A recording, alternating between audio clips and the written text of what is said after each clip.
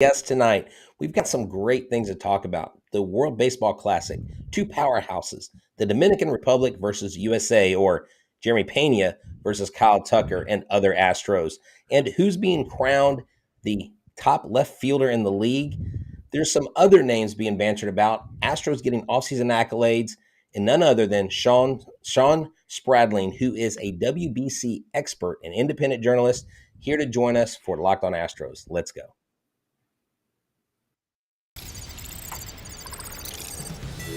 Alvarez hits a high drive center field. Veer leans back. This game is turned upside down. There's the runner. Fly ball down the right field line. Tucker comes on. Kyle Tucker. This time they finish the job.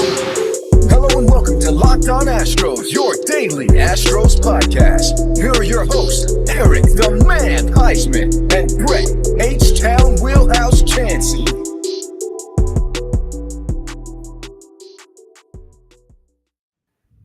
We are Locked On Houston Astros, and we hope that you join us for a daily Locked On Astros podcast. My name is Eric Huysman. You can find me on Twitter at Eric Talks Stros. Find the show at Locked On Astros, your team every day. Brett, where can you find you at? They can find me at Htown Wheelhouse on Twitter and Instagram. You can find me at Stros411 on Twitter, Instagram, and Facebook. Always positive, always Stros. All right, we got a special guest. You might have seen him on TikTok, Shawn Spradling. So where can you find you on TikTok and Twitter? And just tell us what you do. Yeah, definitely. So on TikTok, it's at Shawn Spradling, just first last name. And then on Twitter, it's at Shawn_Spradling. Long story short, just love baseball and the WBC, and I'm essentially an independent journalist for the World Baseball Classic. So all my content is international baseball related. Specifically right now, since the WBC is in March, it's focused on the World Baseball Classic. Okay, awesome. Well, thank you for joining the show. We're always excited to have guests, and we're always excited to have you join the Locked On Astros podcast live on YouTube. Go ahead and subscribe to us. Make us your first listen. Go ahead and give us a big fat like while you're at it. And go ahead and listen to us on Apple, Odyssey, Spotify, wherever you listen to your podcast. Check out the Locked On Astros podcast. And yes, I am still around. I didn't die. I know I was out for 2 podcasts, but I'm back. And I thank you, Brett, for covering for me. But I had something personal to take care of. And so the Astros had a lot going on between arbitration. Then you had some international signings. And so then you have the Astros caravan going on right now. And then you have FanFest coming up. And we're going to be at FanFest. I'm excited about that. But we wanted to kind of take some time to look at the World Baseball Classic. This is the first time since 2017 that Major League Baseball has actually done this. And it's a little bit interesting because you have players getting more game ready quicker than normal, and because they're going to be playing competitive baseball. And so that's why we brought in Shawn to kind of just talk about specific teams because you have some of the Astros big time names. I know Altuve's on Team Venezuela. We may focus on that a little bit later in the show. But for right now, we're going to focus on 2 of the powerhouses, which is Team USA and Team Dominican Republic. So let's go ahead and kind of lay out Team USA. Who's on the roster? Who do we know for sure? And is Kyle Tucker going to be in the starting lineup?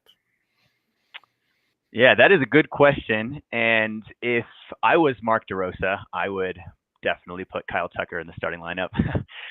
So when you look at Team USA, it is probably the strongest lineup they've ever had in the WBC. Top to bottom, honestly, it is full of all-stars, a couple MVPs even. It really all started, if you hear Mark DeRosa, who is the manager for Team USA, if you hear him talk about the way that the roster was constructed, he goes on and on about how Mike Trout's commitment, since it was so early back in like June or July, really was the ripple effect for the rest of the team. Everybody wanted to play with Trout. So once he was named to the team and was named captain, then you had guys like Mookie Betts and Trey Turner, and then both Nolan Arenado and Paul Goldschmidt, who both played in 2017 for Team USA as well. They all committed to the team. GT Real Muto, Kyle Tucker, and then you got guys who will probably also play a big role, like Tim Anderson, Pete Alonso, who could play DH or switch off to first base with Paul Goldschmidt, Will Smith, another catcher, Cedric Mullins and Kyle Schwarber are also in the outfield. And then you got Bobby Witt Jr., who honestly is probably one of the better pinch runners later in the games if needed, and could be a good defensive, sub. But it's honestly looking like such a deep lineup. Pitching is pretty good. It could be a lot better, but the lineup is really what shines for this team. And that's really, I think, the concern is, like, number one, as a fan, you're like, let's do it. Let's take these powerhouse lineups. Let's compete. But one of the concerns is the timing of it. It's in March. Now, I don't know if there's really ever a good time, because baseball is such a long season. Yeah. You don't do it mid-season, obviously. You don't do it right after because everybody's recovering. Well, I guess you do it right before, when everybody's kind of getting going. And one of the things that we've talked about a little bit is more than likely the pitching will be on a shorter leash basis, where you're not going to have guys going 7-8 innings deep because the pitchers aren't stretched out. But what concerns are there, if any? Because if you look at every one of these players, they are studs and star players for their team. And the last thing you want is to hear Paul Goldschmidt is out 2 to 3 months with such and such, or, Mike Trout. Mike Trout has a history of injuries. He's not the healthiest player. When he's healthy, he's the best player. But are there concerns about this from Major League Baseball standpoint, from teams, or if there is, are they not saying anything? Yeah, there are definitely concerns, and even what you mentioned about having it at other times during the year has been a consideration for the past 2 or 3 tournaments, thinking about like what the best time would be. I don't think there is a perfect time during the year to have it, like you mentioned. There has been talks about like, oh, maybe an extended All-Star break, but then you're right in the middle of the season, or like right after the season where, oh, if you guys got guys going deep into October, then they're just taxed, so they're not going to be able to play in November. So it seems like they've settled on March being the best time, just at the beginning, like the first half of spring training.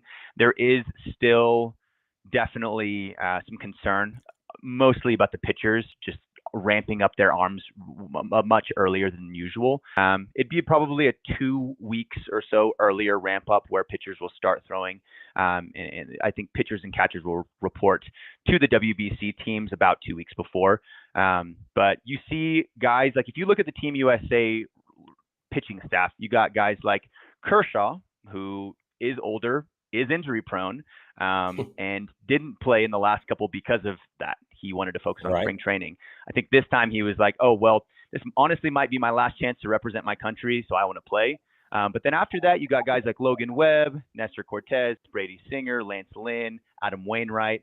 So all very, very good pitchers that the teams will be relying on, but it's not the guys that you could see for the U.S., like Justin Verlander, Max Scherzer, Jacob deGrom. So it's a hard balance between like wanting to represent your country but still being safe. And I'm sorry, just to be clear, I'm okay with other teams' aces going out there and pitching. I just don't want my ace out there. Well, yeah, with Justin Verlander, he just pitched all those innings after a Cy Young award, and and pitching deep in the playoffs. I can imagine that he had no interest in doing that as well. And so I know we had a comment in the chat about, well, if you get all this training in America, you should represent America, not your home country. But that's what makes it fun. You represent where you're from, and you get to it's just like kind of like the Olympics. You just get to play from there. So I just think that it's just a good way of representing your home country, and it makes it fun, and it makes it like where you don't have like in Team USA basketball, you have all the all-stars playing against all the teams that don't really have the same talent the NBA has. So I think that's what makes it fun. You're able to balance the talent around. I mean, there's some like Team Australia probably isn't going to have the MLB talent out there, but there's going to be other teams out there. But I like that. I like the fact that you could see like Jose Altuve playing against Jeremy Peña, and you can see just that type of situation. Then you have what could have happened with Carlos Correa and Francisco Lindor playing together for Team Puerto Rico. So that's what makes it fun. And so that's what makes it something you want to go watch. So I know we talked a little bit about Team USA and that the lineup is really deep with that. The pitching it's okay, but it doesn't really knock your socks off. But let's go ahead and switch to Team Dominican Republic, because you know what? I think we can bet on that lineup. And Brett, let's talk about BetOnline. Yeah, this episode is brought to you by BetOnline. BetOnline is your number one source for all your sports betting info, stats, news, and analysis. Get the latest odds and trends of every professional and amateur league out there. I mean, hey, you could probably already bet on the World Baseball Classic. Who is going to win? Is it going to be the DR? Is it going to be Team USA? Is Japan going to come in and sneak out a win? Australia, the Netherlands, Canada? Or is there going to be some sleeper country that comes out and upsets the apple cart? Well, we just saw the college bowl season. That was a little predictable. And now we've got basketball, NBA basketball, NCAA March Madness. The sky's the limit. Look, if you love sports and you love sports podcast, just go to BetOnline. They have that as well. They're always the fastest and easiest way to get all your betting info. So head to the website today or use your mobile device to learn more about the trends in action. BetOnline, it's where the game starts. All right, so getting into this this powerhouse lineup we're talking about offensively, when I look at the Dominican Republic lineup, holy crap, this lineup is stacked. I want these guys to all be on the Houston Astros. Now, I love everybody we have. Of course, if we could include Alvarez and those guys, but Julio Rodriguez, Juan Soto, Jeremy Peña, I mean, Manny Machado, Rafael Devers, Vlad Guerrero Jr., Jose Ramirez, just those guys alone. I don't even mention the other guys, Gary Sanchez and Starling Marte. But that lineup, top to bottom, and then Sandy Alcantara as a pitcher, like how are they going to get through that gauntlet? Good Lord. I just want to state for the record that Brett says he wants Gary Sanchez. Before you said you like that, you want that entire lineup for the Astros, and that includes Gary Sanchez. No, Eric, I do not want Gary Sanchez on the Astros. I'm just throwing crap. 2017 Gary Sanchez has gone missing. Okay, there's a silver alert out for his old butt. He's not around anymore. He can't catch. He's not a good defensive catcher. But anyways, don't put that juju on me, Ricky Bobby. All right, so Shawn, tell us about what your thoughts on this lineup, and the bench is even deeper. It is ridiculous. It top to bottom, that lineup is also full of absolute all-stars and studs. You got Manny Machado, Jose Ramirez, and Rafael Devers at third base. I don't know how you're going to fit them all into the lineup. Like I think most people have said J Ram will go to second base and then Rafi can DH, but it's just like even three deep, their team is ridiculous. So I think the biggest debate I've seen on Twitter, like when I posted all of the roster graphics, is who's going to start at shortstop, because I think if everybody was healthy, it would probably be, well, not healthy, but not suspended, probably be Tatis right now. But the three that could legitimately be like the starter for them are Willy Adames, Wander Franco, and Jeremy Peña, who I have put in my graphic as the starter because he's just been so hot coming off of October and November performance. But any of those three guys could be great options at shortstop for them. Yeah, they've got guys that can interchange too. Machado's a former shortstop. I mean, This lineup, you could literally just like close your eyes and almost do like pin the tail on the donkey, and you could literally put these guys just about anywhere on the lineup and on the field, and they could probably play that position. I mean, Julio Rodriguez. I mean, look, this is one of my favorite non-Astros to watch. Now, my favorite non-Astro is definitely the polar bear Pete Alonso, but I think my second favorite player that's not an Astro is Julio Rodriguez. The way he interacts with the fans, the way he plays the game with this, like he's like a kid in a candy store out there. He just enjoys the game. He lights up the ballpark. He's got a ton of talent. But, Jose Ramirez too, he's a guy that I think a lot of people understand how good he is, but he's really one of the best players in the major leagues of this generation. Jose Ramirez doesn't get the big media credit that a lot of other stars do. He does within baseball circles, but outside of baseball circles, you don't know Jose Ramirez like you know a Mike Trout or like you know a Manny Machado. Yeah, one guy I'm looking for to see if he makes the next step this year is O'Neal Cruz. I think that he's a power hitter. Once he gets a hold of the ball, he can crush it. Over in Pittsburgh, his future is bright. They'll probably trade him though in the next couple of years because they're not.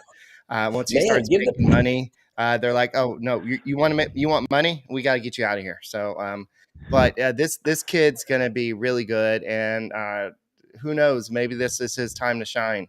But there's a lot of names ahead of him. But it's just like the hitters is crazy. But then you looking at the pitching staff. Holy moly! What? Look at the rotation. I mean, I can imagine that that would be the best rotation in baseball if it was like an MLB club. And that is, I think, the difference between this Dominican team and so many in the past is they've always had a pretty solid offense, but the pitching has always been lacking. Right. And then you see this rotation of what could be Sandy Alcantara, Framber Valdez, Christian Javier, and Luis Castillo. That's not even including like Luis Severino or Frankie Montas if they wanted to bring those guys in. The whole rotation is all-stars. See, and that's the thing. As an Astros fan, I immediately go, do y'all really, like, I don't know, like, I'm a little more sensitive about pitchers playing than I am position players. I don't know. Like, I just, guys, just be careful out there. Please be careful because we've got, I mean, this Astros team is still considered the top lineup. We still have one of the top pitching staffs. I don't think we dropped to number 5, as Ben Verlander says.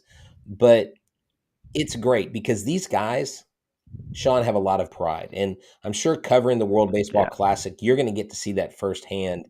And they wear it on their sleeves as they should. The things they do for their home cities. I know Framber just built a church for his hometown. I know Hector Neris, a lot of people don't know about this. He built a water treatment facility for his hometown because they didn't have fresh water. So these guys do so much when they go back home. I mean, heck, Julio Rodriguez had a parade just for him in his city, and so it's going to be really neat to see these guys represent their cities, and they play with passion. Last time in 2017, I remember the exchanges with Baez and who was that out in the outfield? Was it Jonathan Scope or there was an outfielder for the Tigers that I think he hit a ball to the outfield and someone caught it, and there was a lot of banter between the American players, the Dominican, the Puerto Rican players. It's just fun to watch. And I mean, I think we're going to get probably the best show we've seen in a long time in the World Baseball Classic. And maybe people are like, this is the real World Series, Wow.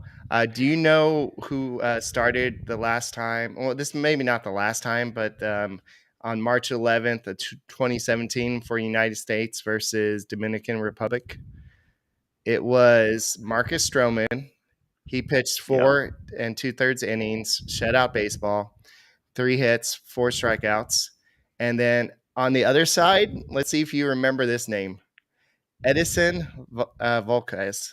Yeah. He was the other guy. Wow.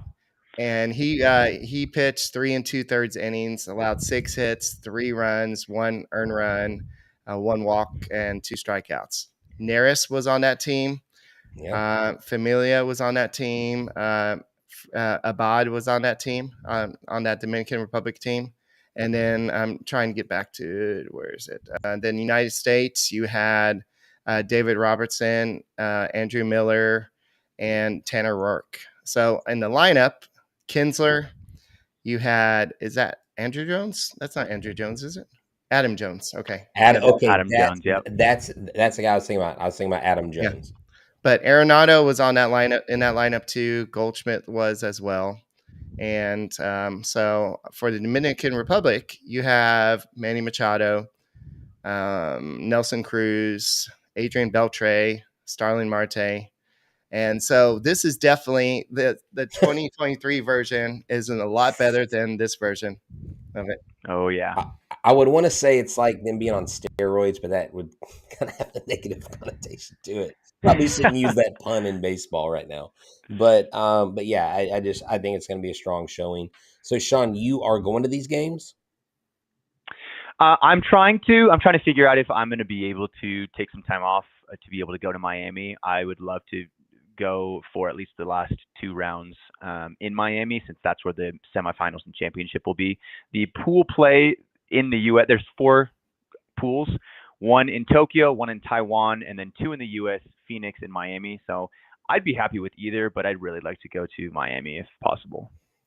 Okay. Good deal. We're going to do a little bit more of this WBC talk after the 30-minute mark, but I do want to kind of talk about Yuli Gurriel.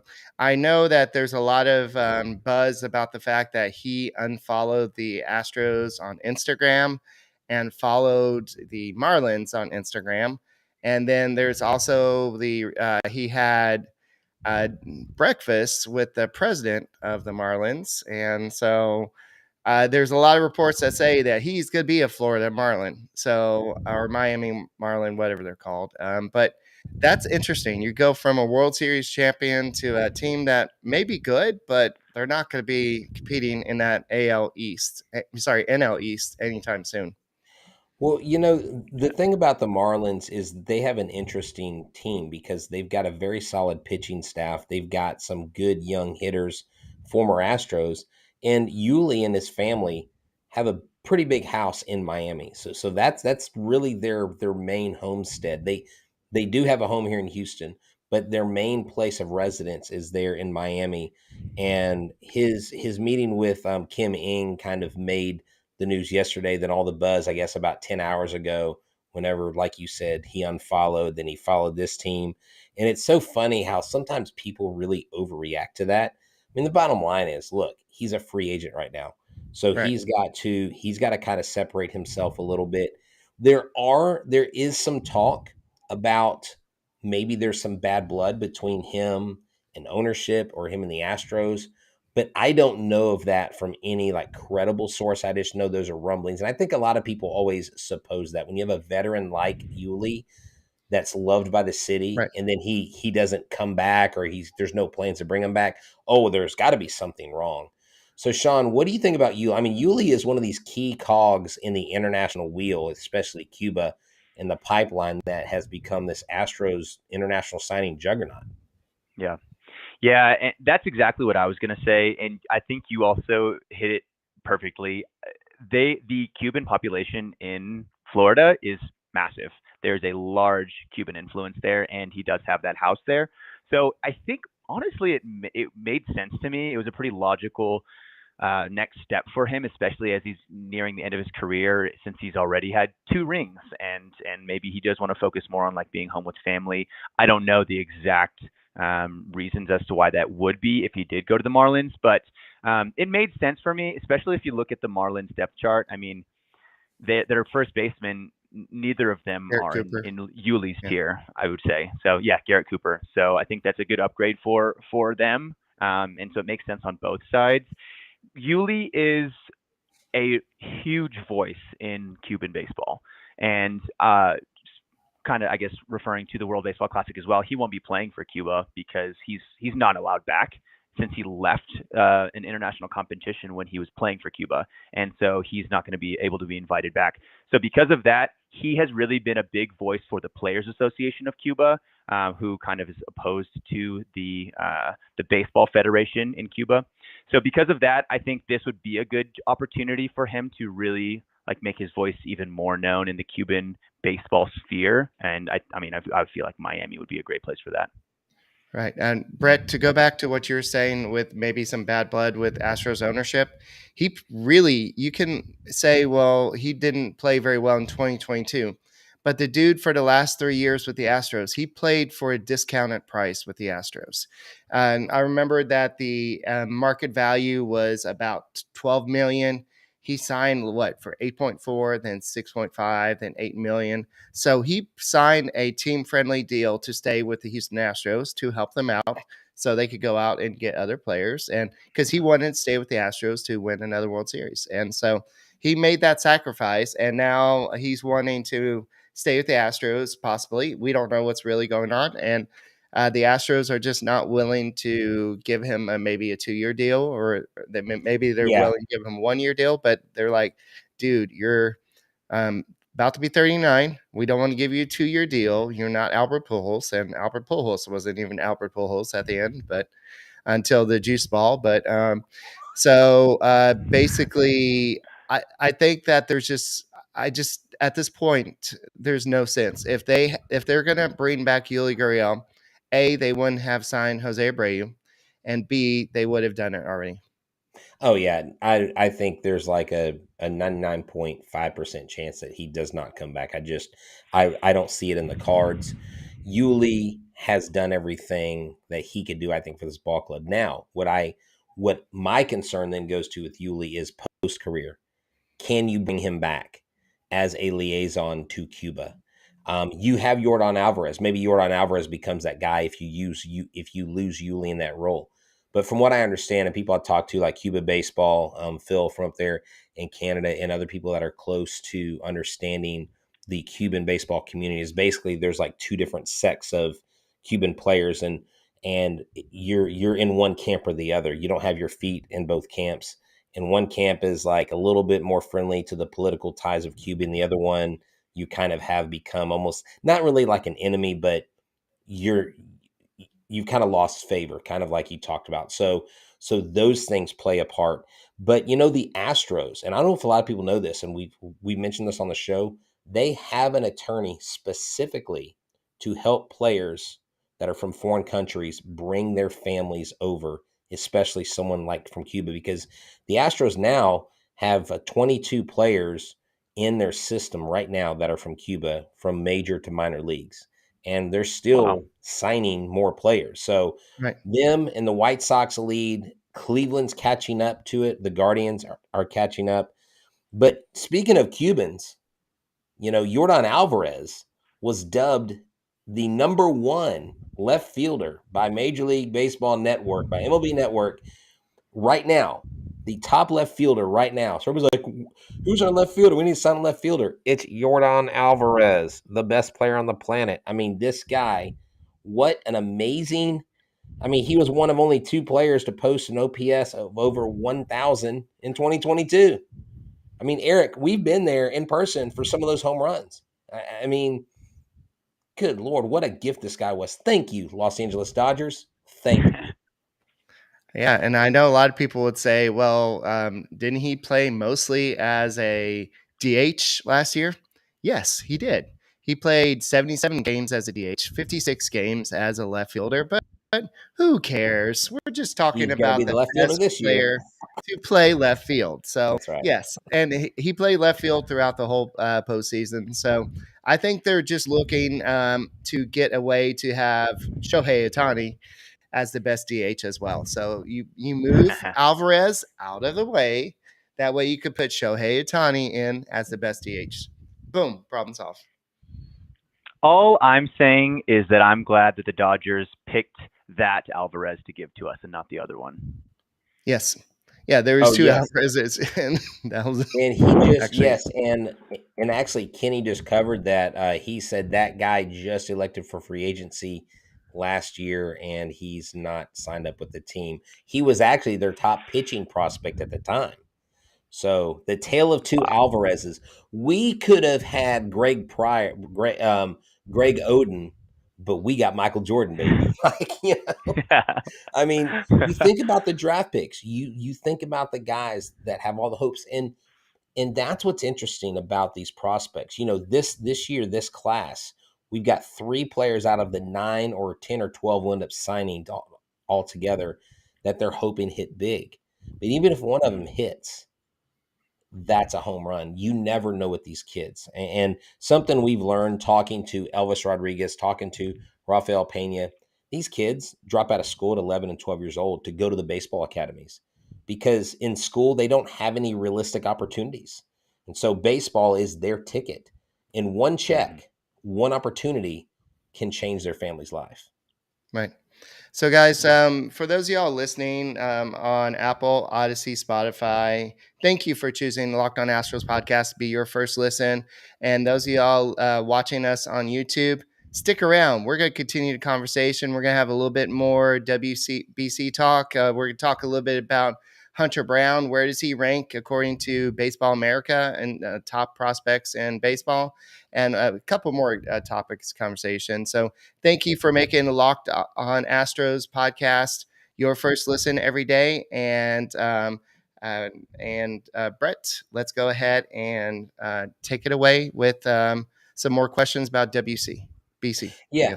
So right here, I want to start off with Willard Wright. He is asking a question. He's watching. Thank you for watching. Thank you everybody for watching and interacting with us. Is there any truth to the rumors that Gary Sanchez might sign with Houston? Let me just Brett start loves the by idea. saying I freaking hope not. Like if okay, think about Astros Twitter, because remember, I'm a card carrying member of the Astros cult, so Maldi is my catcher. You're not replacing him with Gary Sanchez. But if you think Maldonado creates a hailstorm on Twitter, can you imagine Gary Sanchez? Like the guy's worse defensively. His bat has, and it's weird because he was amazing in 2017. Like Gary Sanchez hit the scene, and I'm so upset because I got so many serial numbered cards of him, rookie cards, that are not worth poo right now. Like, luckily, Aaron Judge has taken off. I'll make some money off of that, but I don't think there's any. Okay, if you don't take that off right now, I'm going to jump to your screen. I do not want Gary Sanchez, bro. What? Eric's choosing violence right now. Shawn, you might want to play moderator here because I'm about to.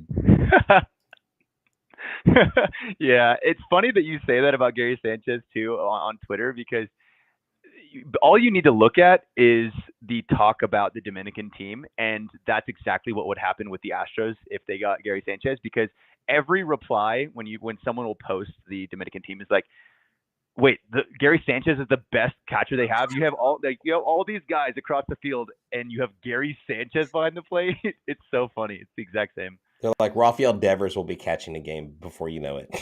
So you know what's so funny about that Yeah. is I don't think he realized when he said this how much people would laugh at this. But Jose Ramirez, when asked if he was going to be, like, the first time he was asked if he was going to play for the Dominican Republic, he was like, "Yeah, I'll even play catcher if I need to." So they might actually need to consider that. Nice. yeah, definitely a lot of talent in that lineup. Let's go ahead and, just for the fun of it, let's go ahead and talk about Team Venezuela, because somebody very important to the Houston Astros is on that team, and that's Jose Altuve. And so their lineup may not be as deep as the Dominican Republic or or not the Astros, as the Team USA, but they do have some pretty good hitters. Yeah, their lineup, honestly, I think I am higher on Team Venezuela than a lot of people, because if you look across the field, it's full of guys that can just flat out hit. You got Altuve, you got Andres Jimenez, Luis Arias, Ronald Acuna, Salvador Perez. Like, these are all guys that are like names that all baseball fans know, that can just flat out hit. So I really like the team. I think their depth is lacking a little bit compared to those top tier teams. But after you USA, Dominican, and Japan, I could easily see them being fourth or fifth of all countries. I mean, there is some talent, and I think I remember I asked you this, and I'm going to ask you this now because I think I did it on Twitter, but maybe for the people watching, how can a player well, I guess your name is Lars Nootbaar. You're definitely probably not from the North American continent. You've got some ties in another country, right? Or you grew up in Willy Wonka Chocolate Factory. The Lars Nootbaar, it's got to be the name of the century, right? What are you looking like that for, Eric? That's I'm wondering where this is going. Okay. My question is, how do these players decide like where they play? Like, how do they get their eligibility if they're playing for Team Japan, but you're like, wait, they're not, like, their last name is Smith. How are they playing for team? Like, where are the ties? What is the requirement for me to play for my home country, quote unquote? Yeah, that's a great question. And I think that that's been one of the biggest questions when these commitments have come up, especially because of Lars Nootbaar. That's been a big one because he's playing for Team Japan, which Lars Nootbaar is not a name that you would assume is Japanese. Right. So the eligibility requirements for the WBC are you either need to be a citizen of the country, you need to your parents need to be a citizen of the country, you need to have a passport or any of these, or you need to be able to be approved for citizenship. And that's the one where it gets a little bit, it's different for every country because citizenship requirements are different per country. So, for example, Japan, basically your parents need to be born in Japan for you to be able to be eligible for citizenship if you want to go back and be a citizen. And even sometimes not even that, it's very strict. But because of that, Lars Nootbaar's mom was born in Japan. She is Japanese, so he's eligible for the team. The Nootbaar is Dutch. It comes from his dad's side. But the funny thing is he's not even eligible for the Dutch team because the Dutch citizenship is also very strict, and it needs to be like your parents as well. And I think it's maybe his great grandparents that were Dutch. So yeah, so everybody was like, wait, why is he not playing for the Netherlands? He's playing for Japan. It's because he's not even eligible for the Netherlands. So that's the one that's different. So for example, Israel or Italy, their citizenship requirements are very loose. So if you can find anybody in your family that was Italian at one point, you're pretty much like qualify for citizenship, so you can play for the country's team. So what you're saying is my dad's from Holland. I could play from Team Netherlands, right? If your dad's from Holland, then yeah, go for it. You could play for Team Holland. Yeah. Huysman. Now, so I'm actually related to Queen Mary of Scots, otherwise known as Bloody Mary, like literally direct blood descendant. I've got no royal benefit from it. I get no royal privilege from it, but I'm related to her. I think that explains sometimes when I get upset. But basically, some of these countries, I just got to go through my genealogy, maybe 23andMe, something like that, and find out like, hey, you know what? I'm going to go play for Team South Korea or what. Like that's really interesting because you would think that it would need to be, you're from there, your parents are from there, because I know even in the Olympics they have varying rules, from country to country. And of course, this is probably a little bit more loosely, I guess, handled than the like Olympic committee. I'm sure the Olympic committee is a little bit more strict with it, but it's definitely going to be fun nonetheless. I mean, Lord, Team Cuba has a darn good team. Luis Robert is. Robert is on there. Gosh, you got UNS Cespedes. I guess he's going to kind of make a comeback here. But it's just going to be fun. Shawn, I'm sure you're excited this year to cover it because it seems like it's going to be the best year that they've had it since its inception. I think that it's not far-fetched to say that this is easily going to be the best WBC we've ever had. It's unprecedented for a lot of reasons. One, and you were just mentioning the Cuban team, one unprecedented part of the Team Cuba is that they've never been allowed to have major league players play for the Cuban national team, any affiliated players, minor league or major league. The U.S. government finally passed a license to allow them to play. So you get guys like Luis Robert, you got Yohan Moncada, you got like Roanis Elias. So you got that team's going to be a lot better than they have in the past. And then same with both Japan and Korea for the first time ever. And they have a long history of national baseball team playing in tournaments like internationally. For the first time ever for both of those teams, they are including a player that was not born in the country. So you were mentioning, for the most part, it is people who are born and raised citizens of the country, Japanese and Korean. For the first time ever, Lars Nootbaar will be playing for Japan and Tommy Edman will be playing for Korea. Both of them, their mothers are Japanese and Korean respectively. So I think I just see that every country, after the U.S. won in 2017, everybody's like, oh, well, shoot, we need to make sure that we are the strongest as possible. You see all 20 countries are bringing their absolute best. Even though the U.S. doesn't have their strongest pitchers, every other country does. You got all of the best pitchers for Venezuela and Dominicans. It's going to be great. Yeah, so, I was just gonna tell y'all real quick, Eric. I've got one of the original Team USA jerseys, a Brad Lidge jersey. I actually got it signed. He Oh, that's signed it awesome. at it was an exhibition game when they played the Royals in Minute Maid. He was out in the bullpen. I said, "Hey, will you sign this?" He's like, "Yeah." Asked me about the sixth inning, and I threw it down to him. He took it to there's like a little room off to the side. He went and signed. He put two Brett. So I got one of the original USA Brad Lidge signed jerseys. So That's before awesome. we broke Brad Lidge, or before Pujols broke him in All right. Minute Maid. I'm still stuck on the Team Netherlands because the pitcher, Lars Hoyer, I actually know how to say his name because when when my dad came to this country, he had to change his last name. So Lars Hoyer is like that. So my name would have been like that. It would have been IJSMAN. So so they're like, we don't know what that means. The people at the basically when my family came over, they're like, we don't know what that means. How do you say it? Well, Huysman.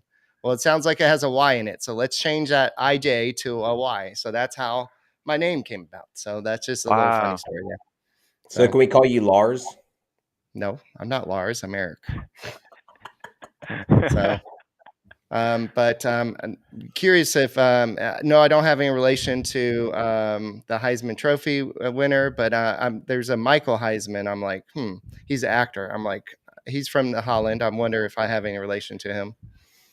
So, anyway, back to baseball. I do want to talk about a little bit about a certain pitcher, Hunter Brown, real quick, and he was the 28th best prospect in baseball. And that's pretty good. And you know who was number 82? Yainer Diaz.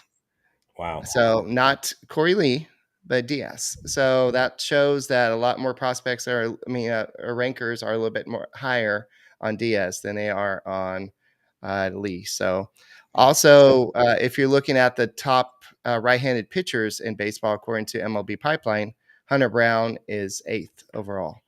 And if he's already made an impact with the Astros, so just imagine how good these other guys are.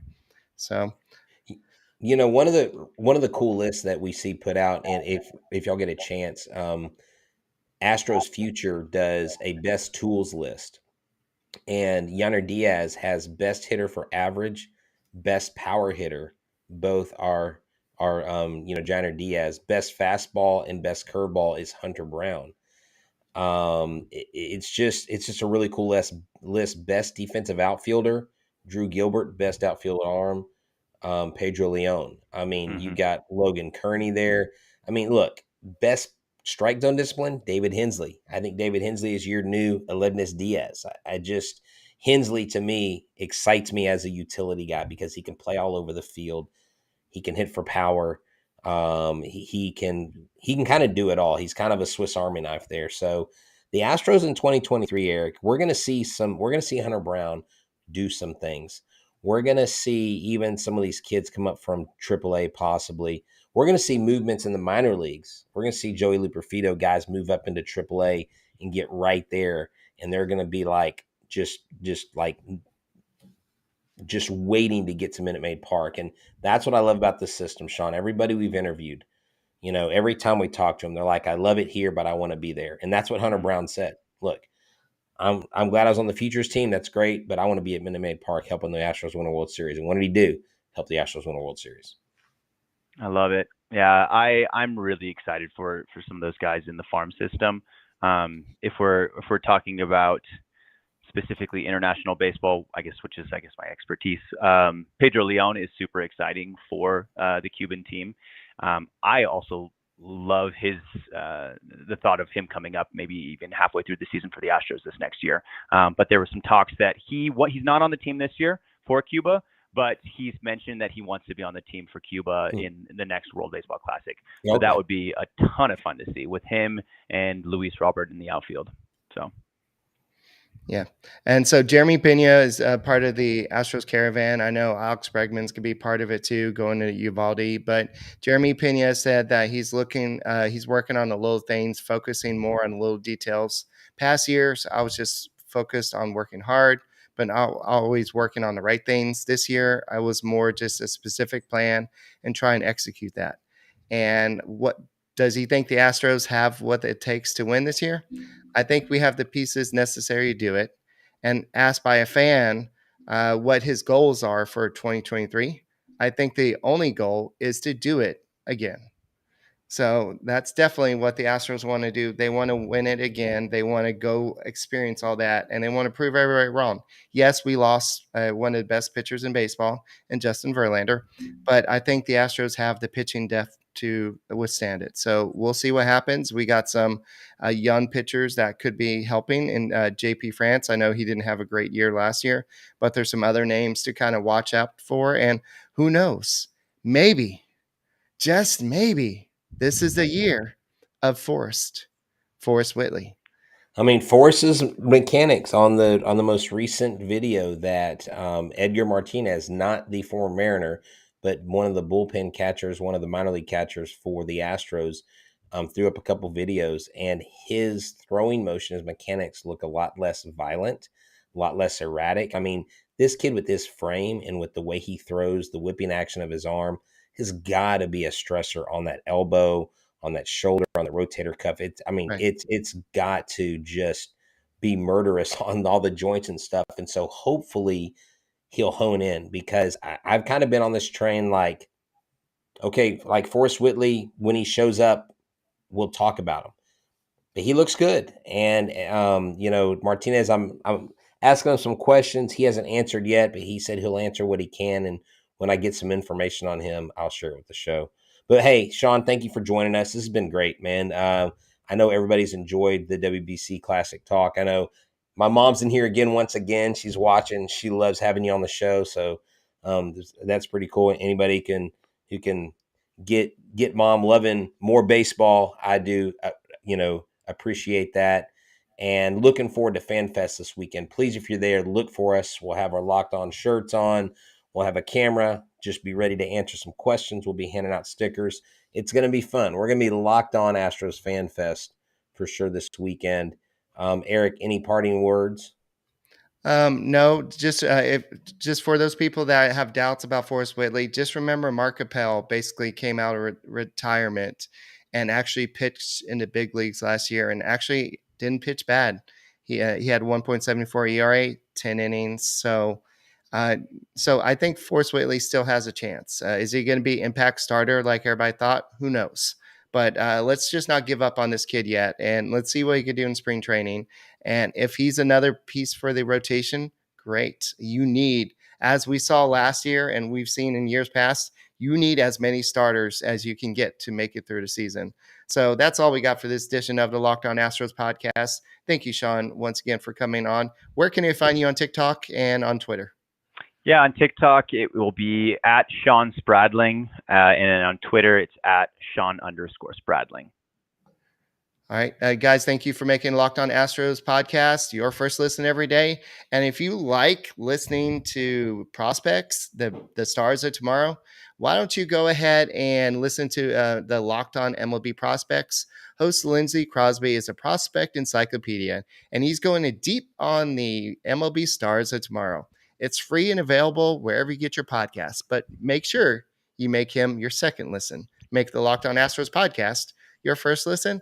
And we'll be back next week with another edition of the Talking Stros podcast. And we'll see you at FanFest.